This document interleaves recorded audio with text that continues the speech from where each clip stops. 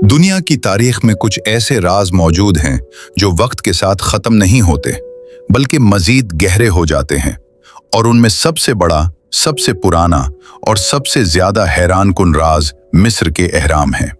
ये वो ढांचे हैं जो सिर्फ पत्थरों से नहीं बने बल्कि एक ऐसी तहजीब की निशानी है जिसके बारे में हम आज भी मुकम्मल सच नहीं जानते।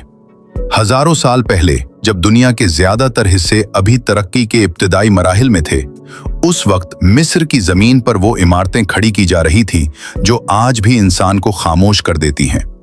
सोचें, तकरीबन 4500 साल पहले न क्रेन थी, न लोहे की मशीनें, न जदीद रियाजी के टूल्स, न जीपीएस, न लेजर टेक्नोलॉजी।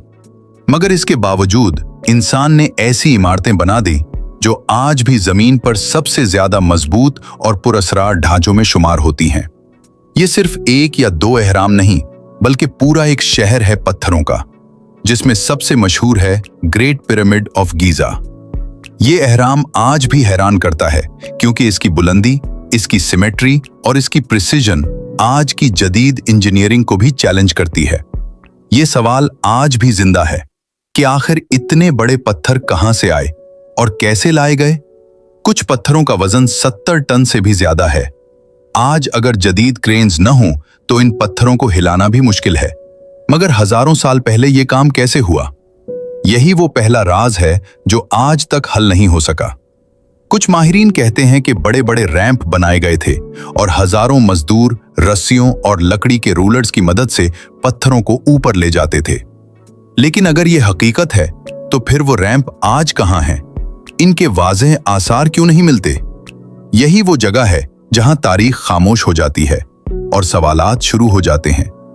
कुछ लोग कहते हैं कि ये गुलामों ने बनाया था, मगर जदीद आर्कियोलॉजिकल रिसर्च ने ये नजरिया कमजोर कर दिया है, क्योंकि अहराम के करीब जो वर्कर सेटलमेंट्स मिले हैं वहां से ये साबित हुआ है कि ये लोग ट्रेन्ड वर्कर्स थे जिन्हें खुराक, रिहाइश और बेहतर जिंदगी दी जाती थी। ये एक ऑर्गेनाइज्ड सोसाइटी थी, कोई केओटिक या फोर्स्ड लेबर सिस्टम नहीं।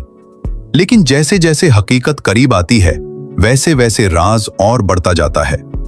अहराम की सबसे हैरानकुन बात इसकी अलाइनमेंट है। ये इमारतें बिल्कुल जमीन के कार्डिनल डायरेक्शंस यानी नॉर्थ, साउथ, ईस्ट और वेस्ट के साथ परफेक्टली अलाइंड है।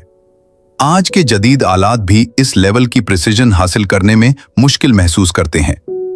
ये सवाल पैदा होता है, क्या ये सब सिर्फ तजुर्बे से मुमकिन था, या फिर कदीम मिस्रियों के पास कोई ऐसा इल्म था जो आज हम खो चुके हैं?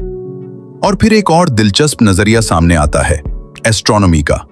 कुछ रिसर्चर्स के मुताबिक अहराम का डिजाइन आसमान के ओरियन कॉन्स्टलेशन के साथ मैच करता है, जैसे जमीन पर मौजूद ये ढांचे आसमान के सितारों की एक नकल हों, एक ऐसा नक्शा जो जमीन और आसमान को जोड़ता है। अगर ये सिर्फ इत्तेफाक है तो ये इत्तेफाक इतना परफेक्ट क्यों है? अहराम के अंदर मौजूद चेम्बर्स भी एक अलग दुनिया है। इन कमरों का मकसद आज तक मुकम्मल तौर पर वाज़ेह नहीं हो सका।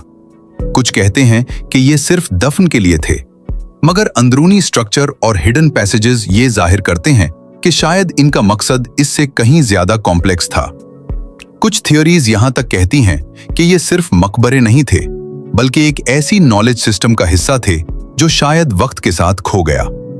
और फिर सबसे बड़ा सवाल, क्या ये वाकई सिर्फ इंसानों का काम था? कुछ लोग इसे एंशिएंट एडवांस्ड सिविलाइजेशन से जोड़ते हैं, कुछ इसे प्योर ह्यूमन अचीवमेंट कहते हैं, मगर सच आज भी दरमियान में कहीं खड़ा है, खामोश और नाकाबिले यकीन।